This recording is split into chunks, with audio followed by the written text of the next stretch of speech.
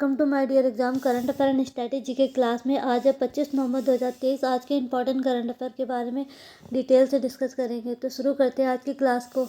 आज का पहला क्वेश्चन है, गुरु तेग बहादुर शहीद दिवस कब मनाया जाता है? ऑप्शन नंबर ए हो जाएगा 24 नवंबर को गुरु तेग बहादुर शहीद दिवस मनाया जाता है। हर साल 24 नवंबर को गुरु तेग बहादुर शहीद का दिवस मनाया जाता है। वह सिख धर्म के 9वें गुरु हैं। उनके शहादत दिवस को हर साल शहीद दिवस के रूप में मनाया जाता है। 24 नवंबर 1675 में मुगल बादशाह औरंगजेब ने इस्लाम अपनाने से इनकार करने पर दिल्ली में उनकी हत्या कर दी थी। गुरु तेग बहादुर का जन्म अप्रैल 1621 में पंजाब के अमृतसर में हुआ था। उन्होंने पंजाब में आनंदपुर साहिब शहर का निर्माण कराया था। उन्हें हिंद दी चादर के नाम से भी जाना जाता है, जिसका अर्थ होता है भारत की ढाल। आज का दूसरा क्वेश्चन है, दिल्ली के पहले 3D प्रिंटेड मंदिर का अनावरण कहाँ किया गया है? ऑप्शन नंबर ए हो जाएगा तेलंगाना राज्य में 3D प्रिंटेड मंदिर का अनावरण किया गया है। ये पहले 3D प्रिंटेड मंदिर का अनावरण तेलंगाना में किया गया है। दुनिया का पहला 3D प्रिंटेड मंदिर सिद्दीपेटे जिले के बुरुगुपल्ली में स्थित अद्भुत पूर्व संरचना है। 3 महीने की 3D प्रिंटेड प्रक्रिया के माध्यम से हासिल किया गया अनुभव और निर्माण एक महत्वपूर्ण तकनीकी मील का पत्थर है। 4000 वर्ग फीट में फैला और 35.5 फीट की ऊंचाई पर स्थित इस मंदिर के 3 अलग अलग हिस्से हैं। अब तेलंगाना की राजधानी हैदराबाद में मुख्यमंत्री के चंद्रशेखर राव हैं। राज्यपाल तमिलसाई सौंदरराजन है। भारत का पहला गोल्ड एटीएम तेलंगाना में स्थापित किया जाएगा।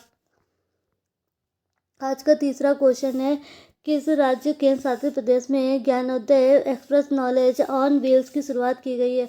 ऑप्शन नंबर ए हो जाएगा जम्मू कश्मीर में की गई है। ट्रेन विभिन्न राज्यों से होकर गुजरेगी और यह छात्रों के लिए एक शैक्षिक यात्रा होगी।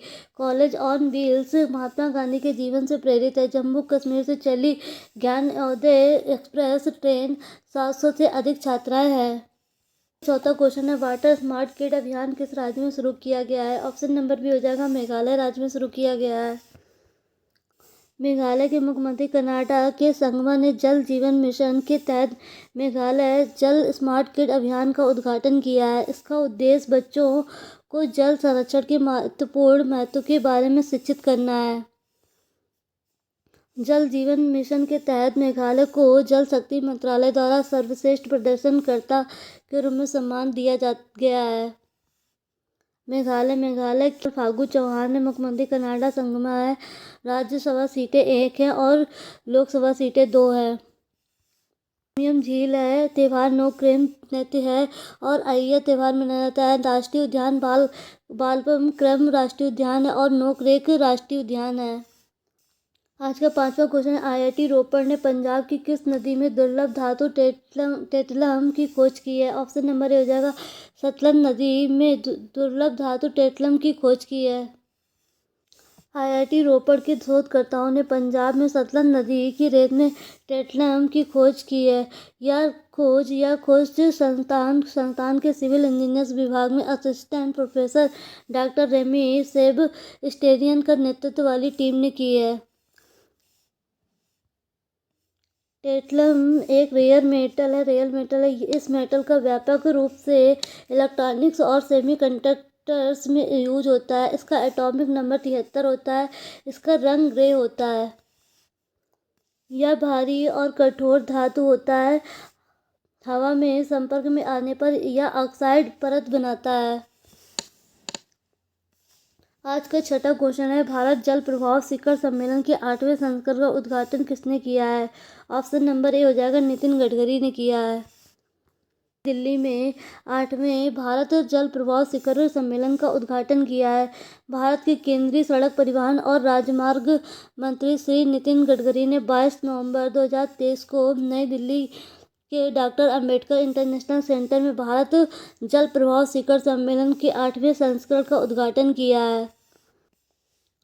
राष्ट्रीय स्वच्छ गंगा मिशन और गंगा नदी बेसिन प्रबंधन और अध्ययन केंद्र द्वारा आयोजित शिखर सम्मेलन 22 नवंबर से 24 नवंबर 2023 तक 3 दिनों तक चलेगा। इसका जिसका विषय भूमि, जल और नदी की तुलना में विकास है, जिसका उद्देश्य भारत में जल क्षेत्र में गतिशील चुनौतियों और अवसरों का समाधान करने के लिए वैज्ञानिक विशेषज्ञों और हितधारकों और सरकारी प्रतिनिधियों को एकजुट करना है। आज का 7वां क्वेश्चन है, किसके द्वारा इन्वेस्टर रिडक्शन एक्सेस प्लेटफॉर्म का अनावरण किया गया है? ऑप्शन नंबर ए हो जाएगा सेबी के द्वारा किया गया है। सेबी के द्वारा investor risk reduction access platform का अनावरण किया गया है। बॉम्बे स्टॉक एक्सचेंज में भारतीय प्रतिभूति और विनिमय बोर्ड सेबी द्वारा investor risk reduction access platform आधिकारिक तौर से लॉन्च किया गया है। वित्तीय बाजार में जोखिम को कम करना एक सतत प्रयास है और तकनीकी प्रावधानों की स्थिति में निवेशकों की सुरक्षा के लिए IRRA प्लेटफॉर्म द्वारा सेबी एक सक्रिय उपाय रूप में उभरा है। IRRA का सॉफ्ट लॉन्च 3 अक्टूबर 2023 को हुआ था और 20 नवंबर को इसे आधिकारिक तौर पर लॉन्च किया गया है। अब सेबी क्या होता है इसे समझ लेते हैं। सेबी का फुल फॉर्म होता है security and exchange board of India होता है।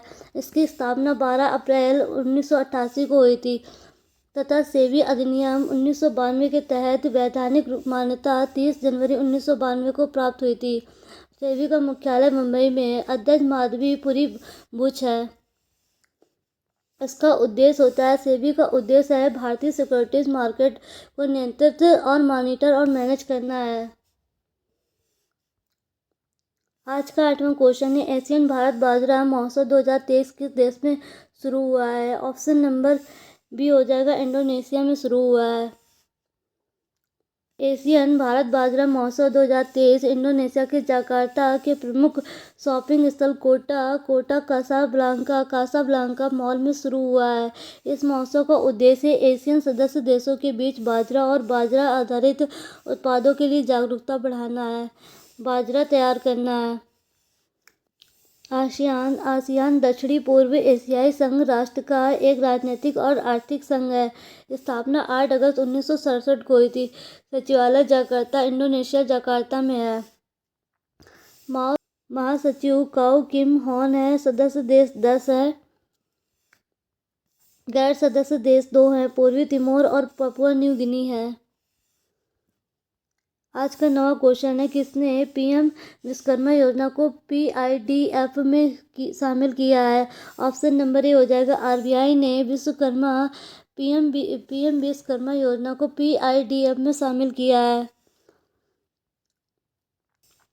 RBI ने पीएम विश्वकर्मा योजना को PIDF में शामिल किया है। भारतीय रिजर्व बैंक RBI ने पेमेंट्स इंफ्रास्ट्रक्चर डेवलपमेंट FIDF योजना को अतिरिक्त 2 वर्षों के लिए बढ़ा दिया है, जो अब 31 दिसंबर 2025 तक प्रभावी है। इस पहल का उद्देश्य विभिन्न क्षेत्रों में भुगतान स्वीकृत बुनियादी ढांचे की तैनाती को प्रोत्साहित करना है। पीएम विश्वकर्मा योजना के लाभार्थियों को शामिल करने के लिए PIDF योजना का दायरा बढ़ाया गया है। अब RBI का फुल फॉर्म होता है रिजर्व बैंक ऑफ इंडिया। 1 अप्रैल 1935 को यंग हिंटन आयोग की सिफारिश पर स्थापना हुई थी। इसका हेडक्वार्टर मुंबई महाराष्ट्र में है। राष्ट्रीयकरण 1949 को हुआ था। वर्तमान गवर्नर शक्तिकांत दास हैं, जो कि 25वें नंबर के हैं। पहले गवर्नर ओस्मान स्मिथ है और पहले भारतीय गवर्नर CD देशमुख थे। आज का 10वां क्वेश्चन, नमक अम्बाला प्रतियोगिता का आयोजन कहाँ किया जाएगा? ऑप्शन नंबर ए हो जाएगा बेंगलुरु में किया जाएगा। नमक अम्बाला प्रतियोगिता का आयोजन बेंगलुरु में होगा। लोकप्रिय भैंसे रेसिंग प्रतियोगिता 25 और 26 नवंबर को बेंगलुरु में आयोजित होने वाली है, जिसका आयोजन तुल्लुकुट्टा बेंगलुरु द्वारा आयोजित किया जाएगा। यह शहर के केंद्र में कंपाला की शुरुआत का प्रतीक है। कर्नाटक क्षेत्र की लोकप्रिय भैंस रेसिंग प्रतियोगिता इस सप्ताह में अंत में बेंगलुरु के शहरी परिदृश्य को लुभाने के लिए पूर्ण रूप से तैयार है। आज का 11वां क्वेश्चन, भारत के सर्वोच्च न्यायालय में नियुक्त पहली न्यायाधीश कौन थी जिनका हाल ही में निधन हो गया है? ऑप्शन नंबर सी हो जाएगा M फातिमा बीवी का हाल ही में निधन हो गया है। भारत के सर्वोच्च न्यायालय में नियुक्त भारत की पहली महिला न्यायाधीश न्यायमूर्ति एम फातिमा बीवी का 23 नवंबर 2023 को 96 वर्ष की आयु में केरल में निधन हो गया है। आज का 12वां क्वेश्चन है, न्यायमूर्ति विवेक चौधरी ने किस उच्च न्यायालय न्यायाधीश के रूप में शपथ ली है? ऑप्शन नंबर ए हो जाएगा पटना उच्च न्यायालय के मुख्य न्यायाधीश के रूप में शपथ ली है। उच्च न्यायालय भारत के संविधान के अनुसार उच्च न्यायालय राज्य न्यायपालिका का सर्वोच्च न्यायालय है। संविधान के अनुच्छेद 214 के अनुसार प्रत्येक राज्य में एक हाई कोर्ट होगा। भारत में कुल 25 हाई कोर्ट हैं। आज का 13वां क्वेश्चन है, संयुक्त सैन्य अभ्यास सूर्य किरण भारत और किस देश के बीच आयोजित किया जाता है? ऑप्शन नंबर ए हो जाएगा नेपाल देश के बीच। भारत और नेपाल देश के बीच सूर्य किरण अभ्यास आयोजित किया जाता है। संयुक्त सैन्य अभ्यास सूर्य किरण भारत और नेपाल के बीच आयोजित किया जाता है। 17वें संयुक्त सैन्य अभ्यास सूर्य किरण में हिस्सा लेने के लिए 334 सैन्य कर्मियों वाली नेपाल सेना की एक टुकड़ी भारत पहुंची है। यह अभ्यास 24 नवंबर से 7 दिसंबर 2023 तक उत्तराखंड के पिथौरागढ़ में आयोजित किया जाएगा। नेपाल की राजधानी काठमांडू है। सार्क का मुख्यालय नेपाल में है। मुद्रा रुपया है। प्रधानमंत्री पुष्प कमल प्रचंड है। राष्ट्रपति रामचंद्र पौटेला है। दुनिया की सबसे ऊंची चोटी माउंट एवरेस्ट सागर माथा के नाम से जानी जाती है। नेपाल में सूर्य किरण अभ्यास भारत और नेपाल के बीच में होती है। अभी हाल ही में संयुक्त सैन्य अभ्यास ऑस्ट्रा हिंद 2023 भारत और ऑस्ट्रेलिया के सशस्त्र बलों के बीच में आयोजित किया गया है। हाल ही में भारत और अमेरिका के बीच संयुक्त अभ्यास वज्रपात का 14वां संस्करण शुरू हुआ है। भारत और श्रीलंका संयुक्त अभ्यास मित्र शक्ति 2023 का 9वां संस्करण पुणे में आयोजित हुआ है। यह अभ्यास 16 से 29 नवंबर 2023 तक आयोजित किया जा रहा है। 2023 के प्रमुख अभ्यास हैं कजिंग अभ्यास 2023 भारत और कजाकिस्तान के बीच होता है। नोमैटिक एलिफेंट 2023 भारत और मंगोलिया के बीच होता है। 7वां जिम्मिक्स 2023 भारत और जापान के बीच होता है। सुरक्षा बांध 2023 रूस चीन ईरान के बीच होता है। कॉन कोस्ट अभ्यास बहुराष्ट्रीय होता है। आज का 14वां क्वेश्चन है, हाल ही में किस संस्था ने अंतर्राष्ट्रीय महिला क्रिकेट में ट्रांसजेंडर खिलाड़ियों पर प्रतिबंध लगाया है? ऑप्शन नंबर ए हो जाएगा आईसीसी ने ट्रांसजेंडर खिलाड़ियों पर प्रतिबंध लगाया है। हाल ही में आईसीसी संस्था ने अंतर्राष्ट्रीय महिला क्रिकेट में ट्रांसजेंडर खिलाड़ियों पर प्रतिबंध लगाया है। हाल ही में आईसीसी द्वारा खेल की गति को नियंत्रित करने के लिए स्टॉप क्लॉक का प्रयोग किया जाएगा। अब आईसीसी का फुल फॉर्म होता है इंटरनेशनल क्रिकेट काउंसिल होता है। आईसीसी की स्थापना 1909 को हुई थी। मुख्यालय संयुक्त अरब अमीरात में होती है। अध्यक्ष ग्रेग बार्कले हैं। आज का 15वां क्वेश्चन है, हाल ही में किसने एटीपी फाइनल्स में रिकॉर्ड 7वीं बार खिताब अपने नाम किया है? ऑप्शन नंबर ए हो जाएगा नोवाक जोकोविच ने अपने नाम खिताब किया है 7वीं बार। हाल ही में नोवाक जोकोविच ने एटीपी फाइनल्स में 7वीं बार रिकॉर्ड अपने नाम किया है। स्पोर्ट्स रिलेटेड करंट अफेयर है। Las Vegas grand prix 2023 max Verstappen ने रिपीटेड फार्मूला 1 रेस में 18वीं बार जीती है। हाल ही में भारतीय गोल्फर गगनजीत भुल्लर ने इंडोनेशिया मास्टर 2023 गोल्फ टूर्नामेंट का खिताब अपने नाम किया है। हाल ही में पाकिस्तान क्रिकेट बोर्ड के पीसीबी ने पूर्व क्रिकेटर इंजाम उल हक को सीनियर पुरुष टीम का मुख्य चयनकर्ता नियुक्त किया गया है। हाल ही में विराट कोहली को आईसीसी विश्व कप 2023 का प्लेयर ऑफ द टूर्नामेंट का खिताब मिला है। हाल ही में जयपुर वैक्स म्यूजियम में क्रिकेटर विराट कोहली की प्रतिमा लगाई जाएगी। हाल ही में कनाडा ने बिली जीन किंग कप 2023 का खिताब जीता है। मर्सिडीज के जॉर्ज रसेल ने साओ पाउलो में ब्राजीलियाई ग्रांड प्रिक्स अपनी पहली F1 रेस जीती है।